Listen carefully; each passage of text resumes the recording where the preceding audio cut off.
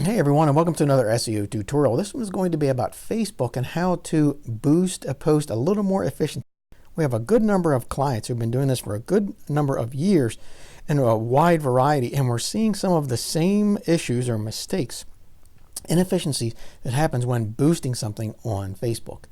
So we're going to look at two things today. Number one is going to be how to boost that post and fix these, and number two, we'll see some of the results and how we can make them more efficient. All right, so first, let's go take a look at the results of a boosted post. All right, so here we are inside of an example boost, and we see in here in the audience section, and there are going to be three parts of this audience section. Number one, the people. Number two, the placements. Number three, the location. So we take a look at these real quick and maybe talk about what's efficiency or where's waste, and that is in the people. Make sure you set the right age range, right? You might want to be down here at 18 to 24, but you might say, wow, I really don't want those. I want people that are from the 25 all the way up to 65 type of group. Because if you don't specify this and let it run wild, you'll see that there are a lot down here in the 18 to 24. Quite a few people that are on Facebook and social media are in that age range. All right, next, placements. And this says what site is it going to be running on, especially will it go out to Instagram. As you can see, there's a lot of people on Instagram. There's going to be, in this case, like 90% of this post that got boosted went to Instagram. Maybe what you want, maybe not. Well, we'll show you how to set that. Last is the locations. And obviously, this just shows a broad brush. This is all of Maryland, and we'll show you some of the details in there. All right, let's go take a look at an example. All right, so here we are on a Facebook business page. And we see that we can boost this post. So we're going to left click on that, open it up, and there are tons of things you can do in here, like these little drop downs. We're going to skip all that for this right now. We're just going to get into targeting the audience properly. All right, so what we'll have here is people you choose through targeting. You can also pick these other radio buttons. But we'll just go ahead and pick this one. This is where you can edit it.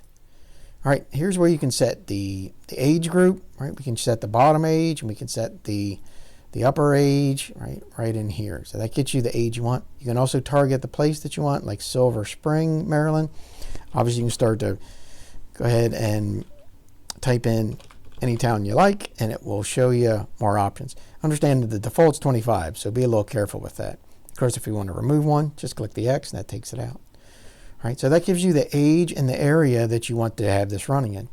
You can also do special interests, but be careful. If you put something in here that's too refined, it'll really cut down on the number of people who will see it. All right. So if you really want to make this smaller, another little tip, you can come in here and you can say the current city only. That really tightens it up, because if you say within a radius, the smallest you can get is 10 miles. Okay. So once you set that audience, you can go ahead and click Save. All right, that puts you in the right audience you want. You can also create a new audience and save it if you're going to use them over and over. That might be helpful, but not inside this video. Now, the other thing it is automatic replacements. Now, this shows you what sites it's going to run on, if you remember from inside of our results. So right now it's on, and it'll be running everywhere Facebook wants to run it. That might be what you want. You can learn more. You can see if you believe their efficiency, but probably best do your own testing and see what really works for you. So we'll go ahead and turn this off.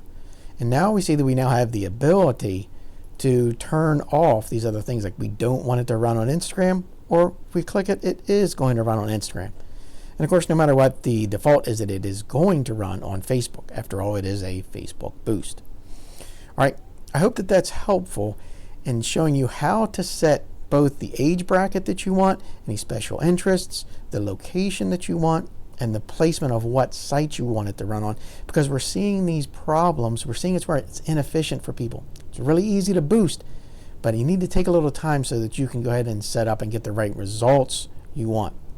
If you need any help, you can always come over to BTFOOM.com and request a membership. You can get much more in-depth tutorials on things like Facebook boosting, as well as everything else that seems to run on this crazy web anymore.